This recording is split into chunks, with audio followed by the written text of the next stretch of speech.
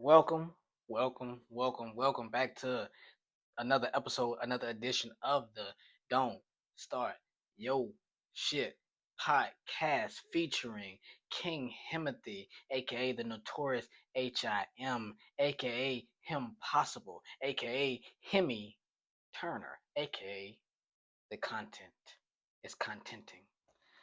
All right, so welcome back to episode 26 of the pod.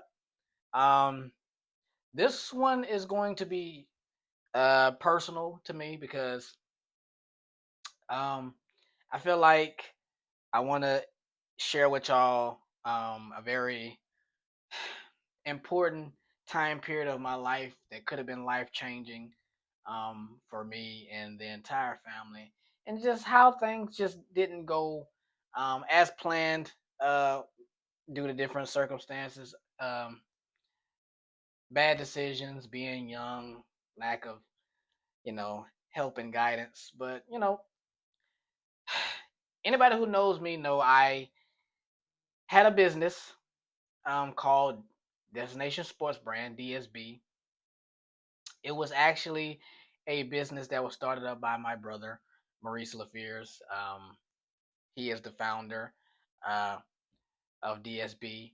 I always give him credit for that. I thought it was when he first brought up DSB. He had already made it. That was the thing about it. And a lot of people thought that I started DSB myself. No, I did not. I took it over and became the CEO from him. I'm gonna get into all that, but he's a founder. He kind of brought it up one day. Hey, started a business. You know, sports apparel brand, and I think the initial premise was he was also at the time a sports agent, but for semi-pro players or Canadian football, like people who didn't necessarily make it to the big leagues, but were still athletes in other areas and needed representation. So the whole idea was to have his own brand and sign those players under the brand, and then expand the brand through those players. And hopefully, some of those players did make it to the big leagues, but start with those type of people, and then maybe get the big time clientele, whether it was NFL, NBA, stuff like that, which he did have a conversation with a couple of NFL players and a couple of NBA players. None of it ever really materialized, but there were conversations that were had. So I was like, okay, cool, that's what's up. I didn't really pay too much attention to it at first because I feel like because it came out the blue, and I was at a time period in my life where I was going through a lot, and I really didn't have a direction at that time in life. I really didn't know what what I was doing or where I was going. So when he brought it up, it didn't really register to me at the time. But yeah, time went by, and he did a few things with it. Um, the good thing, here's the thing about what my brother did. Usually, when you start a business, you get a business loan. My brother actually funded this himself. So when DSB was launched, he didn't take out a business loan. He put his own money into it. So there was nobody to pay back, right? Which, of course, if you're starting a business, uh, you usually do get a business loan, and you do your best to try to pay that loan back over time so you can start generating money. So, um, and I do recommend, if you are starting a business, if you can fund it on your own, do that. But if you know that you're gonna need a little money and financial backing because you don't necessarily have it, get a business loan if you can, if your credit's good enough and all that stuff. Um, in hindsight, I think we may have needed one for the marketing side of it, but I understood the premise of hitting the ground running without owing anybody right off the bat. So, but what happened was my brother started DSB, but that but he had a day job. My brother, I think at the time, was working for Walmart home office. He's pretty much been in corporate since he got out of college. He left college and went straight into the corporate world. He's been there for 20 plus years. I think at the time he was at Walmart home office. He's worked for Nike, just all kind of stuff. So My brother is the type to just have multiple projects. He likes doing that. I've never seen him just really focus on one thing. He's about having multiple streams of income. So he'll have the corporate job. DSB was sitting there. He'll do day trading, and he got into real estate. So he just had his plate in his hands full to where it was like DSB kind of became an afterthought. But the way he presented DSB was that it was supposed to be a family business. Now, that's wonderful because my family doesn't have a lot of money. We don't come from we don't come from much. The generation before us didn't make a lot of money, so there wasn't a lot of money to give to us. We decided we wanted to try to be the generation to be the one to make the generational wealth money, so we could pass it on to our kids and our grandkids. But it was like, yeah, he presented it as, oh, as a family business, like we all gonna eat from this basically. But it's just sitting there. Like it's the website is up, every like all the paperwork and all that is done. But it's just sitting there. It's not generating anything because he doesn't have the time to really just focus on it. So at the time, I'm working for the city, not the city that I work for now, but another one. And I'm just kind of like I'm at my wits end.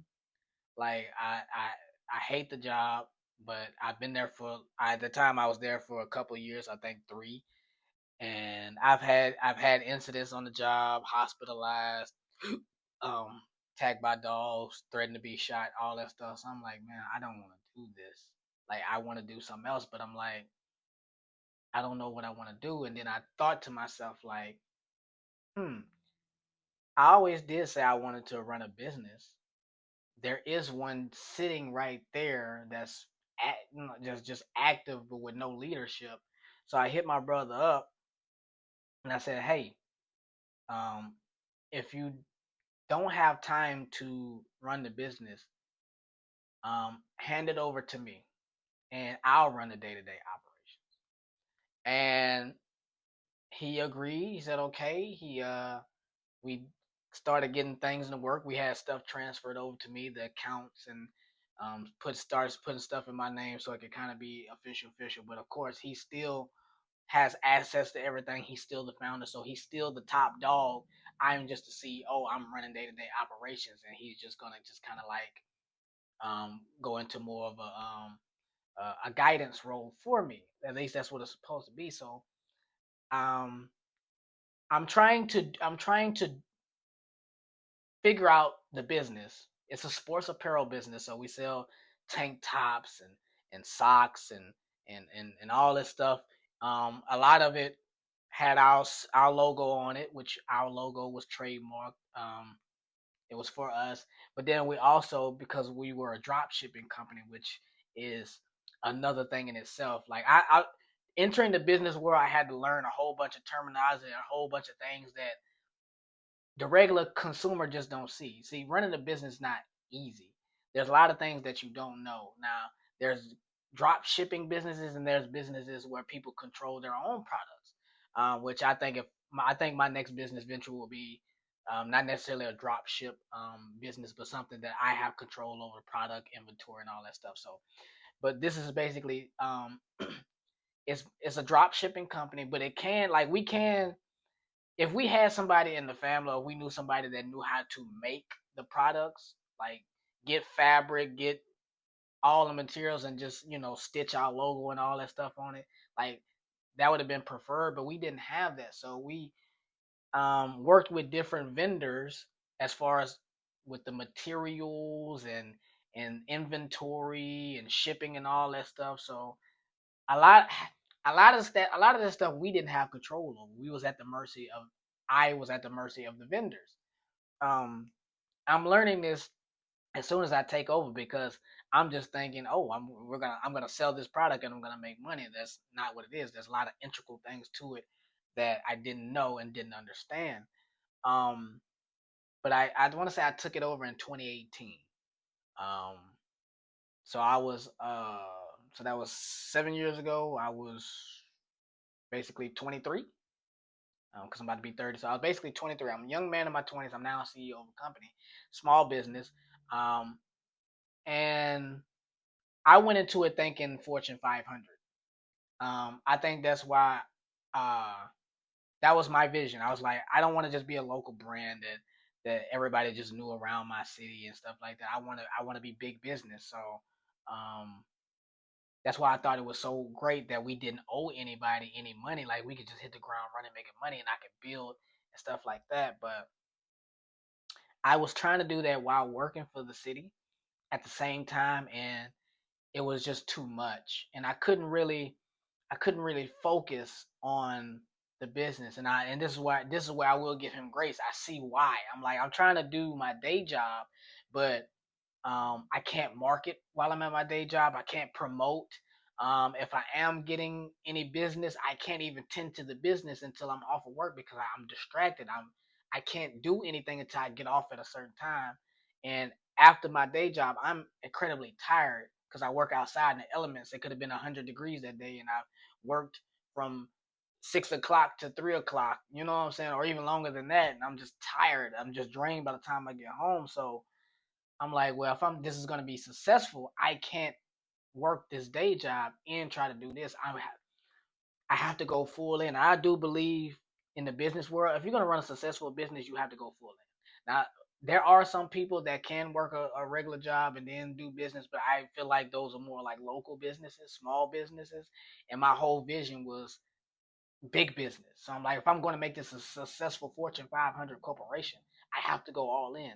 So what ended up happening was I ended up quitting my job. Now, this is where I want to give advice. If you're gonna quit a job, do quit the right way because you never know if you're gonna need to come back. I put in my 2 week notice. I let them know I was leaving. I finished out my 2 weeks and I left amicably. And they didn't even want me to go. I built my reputation as a good worker. I was climbing the ranks. They didn't want me to go anyway, but I left the right way. I wasn't planning on coming back, but I all I knew was I want to be respectful on my way out because these are the people that gave me an opportunity to provide for myself and my kid. I've been collecting a check from these people, so let me not leave them high and dry. Let me finish out my shifts, so they can at least have time to find somebody to replace me. I left the right way. So my mindset was I'm gonna go into it full time. The day job's out the way. Let's get it done. See, but me being 23, I had never dealt with like money, um, and investing and all that by myself. Um, so what happened was, um, I quit, and at this point, I still wasn't a known business. I still wasn't making any money through the business, so I didn't know where my next steady piece of income was gonna come from. But I got a retirement check from what I paid into the city for the years that I was there, and that check was for like I want to say $7,000.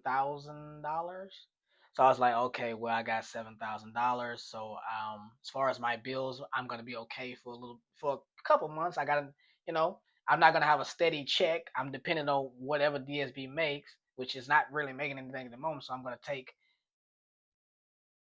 this check that I got from the city and I'm gonna use it the best way I possibly can. Now that's what I said to myself, but at that point in time, like I know $7,000 not a lot of money in a sense, but I had never had that much money in my hand, in my possession, at one time before.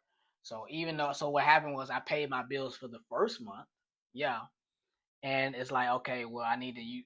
The smart thing would have been was okay, I need to use the rest of this money for marketing. I need to invest in promoting, working with brand ambassadors, business cards, this and this and that and third. But I mismanaged the money. And this was also the time where I had a gambling problem too. So, in all transparency, I most likely gambled away half of it, and then the rest of it, I kind of just bought myself some stuff because I never had a lot of money at one time to just buy myself anything. So there was very little left from that to invest back into the business. Now, um, I was like, okay, I'm good for the first month, but now I got to start getting to it. So it was good. It felt good. to not have to wake up and go clock in to work. Like it was the best feeling to just wake up and your day was just like whatever you wanted to be. So first thing, I'm so used to getting up, getting dressed to go to work. Now I'm like, okay, I'm still in my night clothes and I can just work from my bedroom or the living room, wherever I can just work and never even get dressed for the day. So I get up and I get on my laptop and I just started to like design my t-shirts, my hats, just designing stuff, making the products um, to put on the website and market and all that stuff. Um, if you're not making good business right away, after I was done designing and doing everything I need to do, you're just kind of waiting on a sale. At that point, like it's like okay, so if you wake up at 8 o'clock and you did all you needed to do and you're done at 10 o'clock, now you're just waiting on people to buy something so you can fulfill the orders, but nobody's buying anything. It's like, well, damn, what do you do for your day? And at that point in time, it's like I didn't know how to fulfill my day. I didn't know how to go. I didn't know how to be a go getter at that point. I've been working a job where I was on somebody else's time and rules and they paid me for it. Now I'm in this position where I have to go make my own money. I don't know how.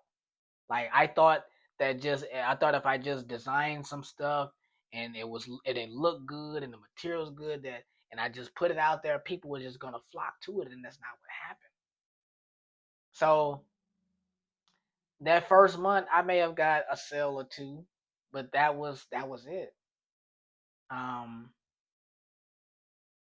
let's just say the first month was not great and then the second month was not much better. Like I wasn't making any money. I had good stuff, but I wasn't making any money. And the few sales that I did get, I learned very quickly about vendors and drop shipping and stuff like that. So if somebody would buy something that wasn't like a DSB branded thing, um, because I sold stuff that was kind of outside of DSB too. I was trying to have as many sports athletic based products as I could, but not everything DSB could go on.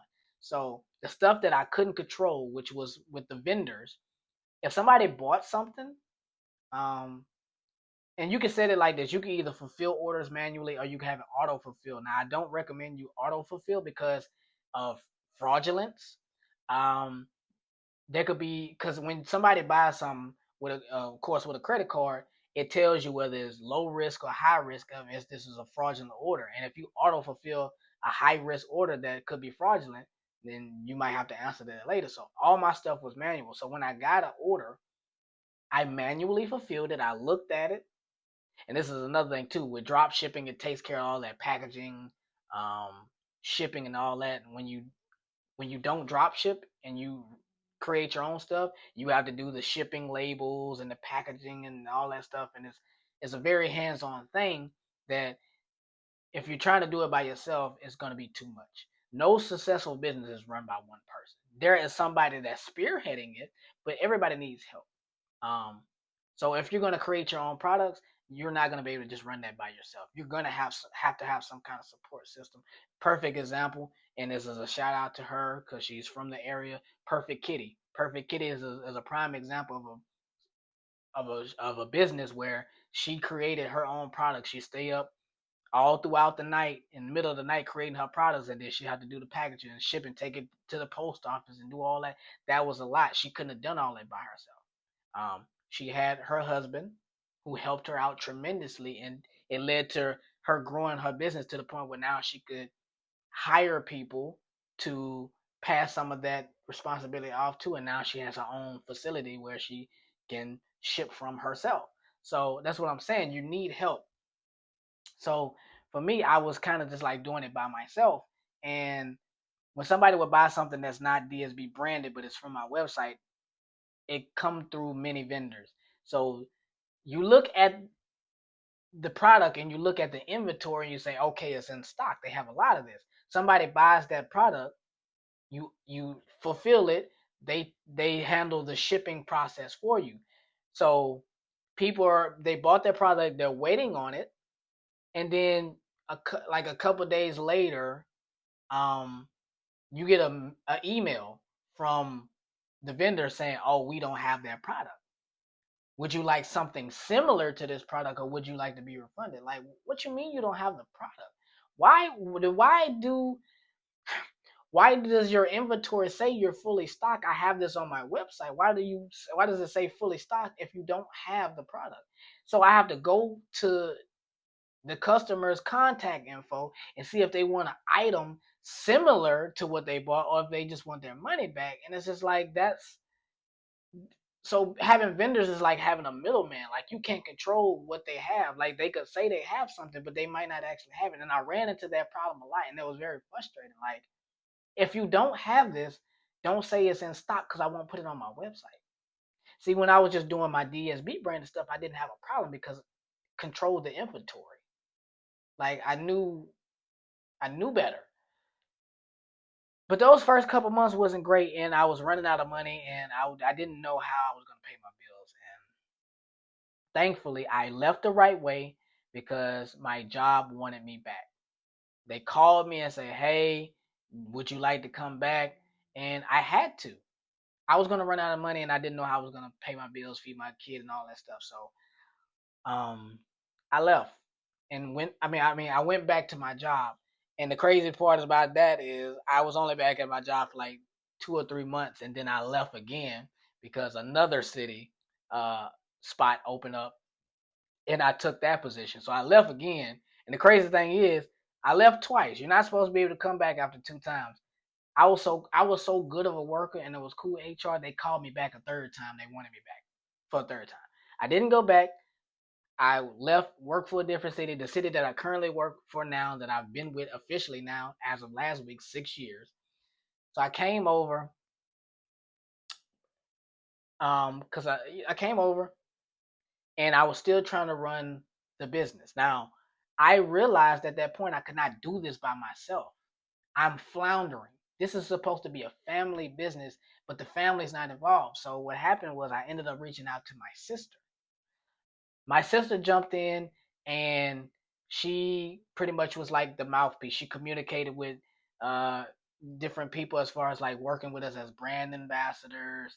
She did the talking as far as she did the communicating for me, right? So she did the communicating while I just got to focus on trying to market and push the products. And we got some good people in. We got some good people to work with us right off the bat. Um, like there was a basketball player. Her name was well, she goes by Jay. We worked with a girl named Gabrielle. We worked with different people who were great. Um, and we started it. We actually started to get a little motion going. And I promise y'all, the best feeling in the world is when that cha-ching go off, notification go off your phone that you just made a sale. It's the most beautiful sound in the world. And the best feeling in the world is when you're making money in your sleep. You have to go to bed and then wake up to your notifications. If you've made sales, you've made money in your sleep. Oh man, it's hard to work a regular job once you've experienced the feeling of making money in your sleep by just sleeping. So I would wake up, and there would be orders to be fulfilled. I fulfill those orders. I make a small profit, and I would split those profits with my sister. So it's like, oh, if we sold something, so if we made a sale and the sale was $20. Now this is where I learned about the money too. If we made a sale and the sale was $20, that product probably cost $10 because you have to pay for the price of the product.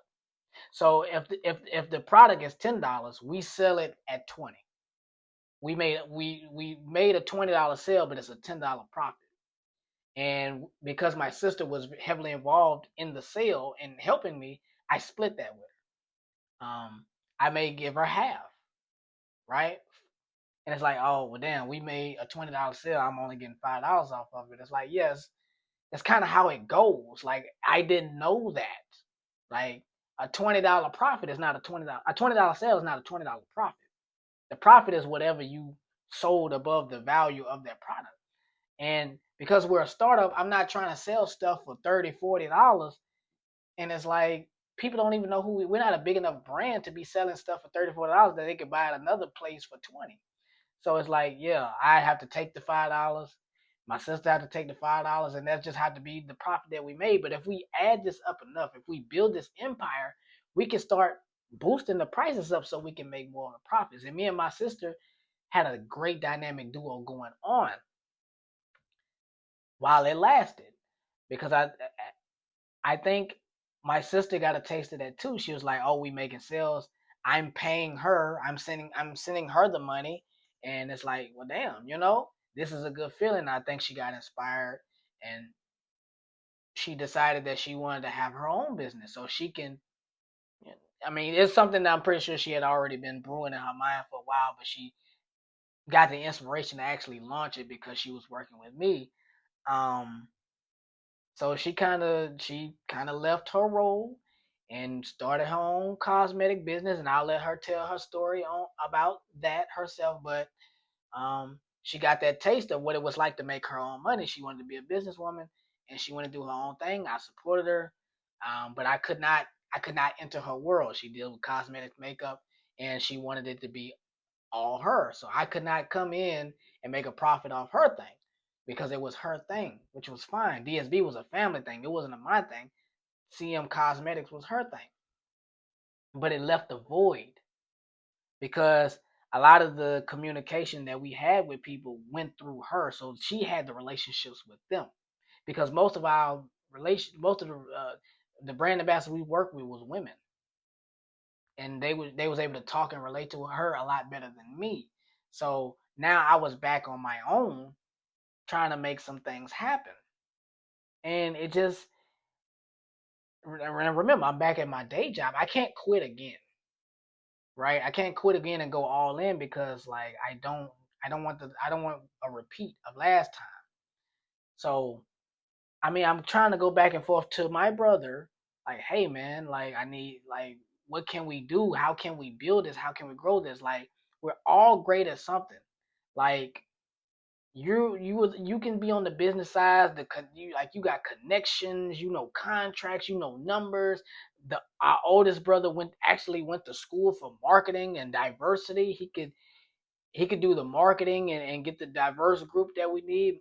Our sister can be the like president of the brand, and back. We all could have had a role in the title, and we all could have brought our geniuses together. We could do something here. But it was just kind of like he was so immersed into his own stuff, taking care of his family and all that stuff. Which is, I don't knock a man for taking care of his family, but it's like I want to say this. I want to be real about this because I love my brother. Um, close to both my brothers, and I'm not trying to say this. I'm not trying to be mean when I say this, but I did feel some type of resentment towards him because I'm like, dude, you doing all these like you've been in the business world for so long, and like I feel like there's more that could have been done for the entire family based off what you know and who you're connected to. I just feel like if he had took half the energy that he put into his other projects into this, which was supposed to be a family business, but it's not actually being run by the family, it's being run by just me. If he put that into the family business, we really could have started to generate all the money that he's generating for Walmart, Nike, and whoever the brokerage that he works for. Like, you could be generating that money for us, the family. Like, it's cool if you want to be a real estate agent, but if you don't actually own the brokerage, you're making money for somebody else and just taking a small percentage. If you're working for Walmart home or office, you're working for the Walton family, who are already gazillionaires. If you're working for Nike, you're just making more money for Nike and taking the cut, which is fine because it's making you 6 figures a year. But you could be making 7, 8 figures with your own company. And I got upset because I'm like, we all could have ate from this. And I'm just like, not just our kids and our grandkids. What I was passionate about was our parents. Our parents are up in age, older, have health problems, mobility problems. Like, just imagine if we was making our own money, the kind of help we could provide for them, the kind of care we could give them to make their elderly years better, because we have the resources to make that happen. We still have to sit up here and watch our people, our parents struggle because we are not generating the wealth that we need to generate together as a family like we were supposed to, because everybody's into their own thing. Like, I I felt so defeated because I'm literally trying to take his vision and build an empire out of it, and I can't even get his the help that I need from him to build it. And like I said, I'm not trying to say this as a knock on him to be mean or anything like that, but I'm just like, I think about that time period and how great how much of a dynasty we could have built, and how we all could be benefiting from it today. That is my biggest thing. Because one thing I've learned is success. You're gonna. One thing I've learned is you're gonna get more support outside of your home, outside of your friends, outside of your family, from strangers than you are your actual people. There will be people outside of your circle, people you've never met before in your life, that will support you more so than your own people. I can't tell you how many times I've worked with people that I've known for years to try to help me boost my own stuff. And it's like, oh, you want my products for free, or you want it heavily discounted. And then even if I give it to you for free, or I give it to you at a discount, I have to. It's like pulling teeth to get you to promote me. But you could order from another website, and as soon as you take it out the package, you promote it. Now I have close like Jazz and Jai. I thank you both for working with me as brand ambassadors and doing um, some work for me. Um, but more specifically, and I told her this to her face, and and that's my dog, and I love it. But Jazz, I've given Jazz products, and those products have just sat in the corner for a period of time, and I'm having a constant reminder, hey, when you're gonna wear it, when you're gonna promote it, when you're gonna post it. You know what I'm saying? And then there's always something like, oh, I gotta wait till I go to the gym, or I gotta wait till I gotta wait. I have to wait to wear it out, but she can order something from Sheen, Fashion, or whatever the case may be, and as soon as she take it out the package, it's on Insta Story, Facebook, and all this other stuff. And it's like, dang, you didn't waste no time promoting Fashion Over and Sheen and all these big corporations. My stuff's still sitting in the corner. But it's just like one of those things where it's like, that's my point. It's like, we support big time corporations already. We support the white man. We support people we don't even know. But when we have somebody within our own community trying to do the same thing, trying to make it, but as a black owner, as a black entrepreneur, as a friend, that the level of energy is not the same. If I'm being honest, I got a lot more of enthusiasm and energy from the brand ambassadors that I didn't know, or strangers who just bought my products and then emailed me or messaged me how much they loved it. Like, I got a lot more support from them than I did within my own circle. And that's just how it is in reality. A lot of times you're not going to get the support from home. You're going to get it from outside of home. Your friends, your family just may be more willing to support big time corporations than you. And you're trying to become big time corporation. But I don't but I like I said, I appreciate my friends and my family for the contributions that they did make. But at the end of the day, it failed because there was not enough collective support. And that's my anger that I had. Like, I hate watching my parents struggle the way that they do, and to know that we had this platform that could have changed not only their lives but our lives, and then our kids' lives, and then our grandkids' lives, and we did not come together as a family to make that happen. We didn't want to make money for ourselves. We wanted to continue to make money for other people. Everybody got so comfortable with being comfortable. Success don't come with comfortability. You have to get uncomfortable. If you were scared of leaving your six-figure job because that is a steady check and you know that it's coming and you know that's what's going to provide for your family, I'm not okay. I understand your fear, but there's a ceiling to that. Your salary is your salary. It can increase a little bit, but it's capped. You had an opportunity to go above and beyond. If you make 120,000 a year working for them, why not try to go all in to be trying to make $1 million a year? It's possible. And I'll reference back to Perfect Kitty. She made $1 million in sales. She went all. She believed in herself. She went all in. It was possible. I'm pretty sure when she left her day job, $1 million might not have been on her mind.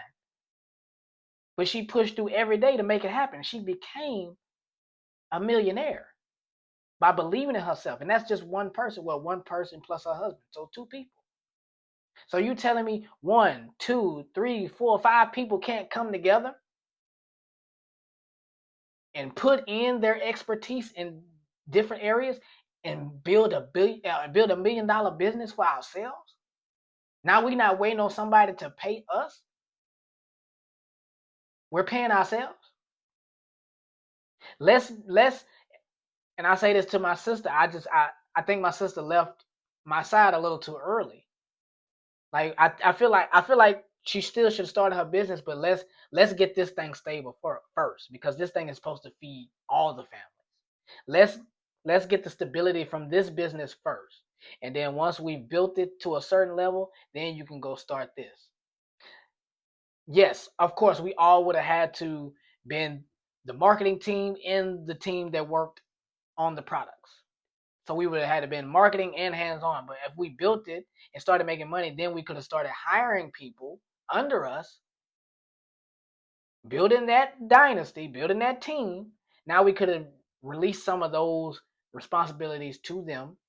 And I'm a big believer in paying people what they're worth. I would have made sure that my employees would have made a livable wage and got the benefits that they deserve. Because one thing about business is no businesses are run by the workers, not by the people in the suits.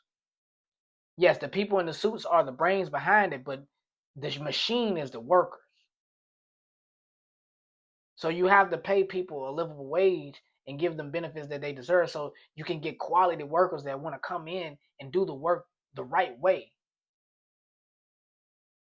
So I was like, in my mind, the vision was, let's build this thing so we can start to hire people under us to take some of that hands-on pressure off us, and we can focus on the marketing so we can really turn this thing out. And that did not happen. It fell apart, and like I said, I felt the stresses as a boss, as an owner, as a CEO, and it became overwhelming trying to do it by myself. I cannot build a Fortune 500 company by myself. And I was running the family business as one. I didn't feel like I had the family behind me to help build this thing. That's I feel like that decision for everybody to not come together and be on the same page is a like where we are in life now is a product of that decision. Now we're all stable, but that's all we've ever been, is stable and comfortable. We all could be so much further and better in life than where we are right now had we just came together. I truly believe that. There's no way that the minds behind DSB couldn't have figured this out. There's too much knowledge, too much connections for it not to have worked. But we didn't come together. And it failed. It fell apart. I had to officially close it down because I just couldn't do it anymore. I realized that the family was not going to come together for the family business. And as much as I had it in my heart, as much as I did not want to let it go, I had to. But there were different things that I did learn and got to take away from it to that now I can apply it to my next business venture. I can do things the right way and do them better next time when I do step back into the business world. Right now I'm in the media world, but I do want to dip my toe back into the business world. But DSB itself, man, I was passionate. It's like something we all passionate. We're all about fitness. We all go to the gym. We all work out. We had a sports apparel line that was our own. We could have literally walked into the gym with our own stuff, but instead, we're still walking into the gym with Nike on. We're still walking into the gym with Adidas on, Fabuletics, or whatever the case may be. When we had our own stuff, as much as a visionary as I am, as much as an architect I am, I can't do it by myself. And I was doing too much by myself for it to say it was a family business. So it fell apart. And I am feeling the results of that to this day. I think we all are. We are all still trying to figure out what the next chapter is. When from that time period when DSB first started to when it ended, it could have been a whole different ball game. We could have been on the level as a Perfect Kitty or other small businesses that started off small and then hit that 7-figure mark. It was possible. I just needed my family. I needed the help. And I didn't get it. But that's okay. Um, because at the end of the day, it wasn't my it wasn't my initial creation. It wasn't my baby. You know what I'm saying? It was my brother's idea. So it wasn't my original idea. I was trying to take my brother's idea and maximize it because I thought it was great and I thought we all could benefit from it. My next business venture will be my own brainchild. Whether I created my own or I find a business partner and we come up with it together, it'll be something that originated from at least half my mind as well. But what I want to say, well, I want to end this video by thanking everybody who did buy from DSB, everybody who did promote DSB, everybody who supported me. Um, I got more positive reviews than I did negative reviews. I enjoyed it. As far as I enjoyed the creating process, I enjoyed a portion of that time. Um, and I just wish I could have did. I wish I could have did better. I wish I could have made it more successful. I wish I could have became more successful. Because at the end of the day, I do feel like a failure.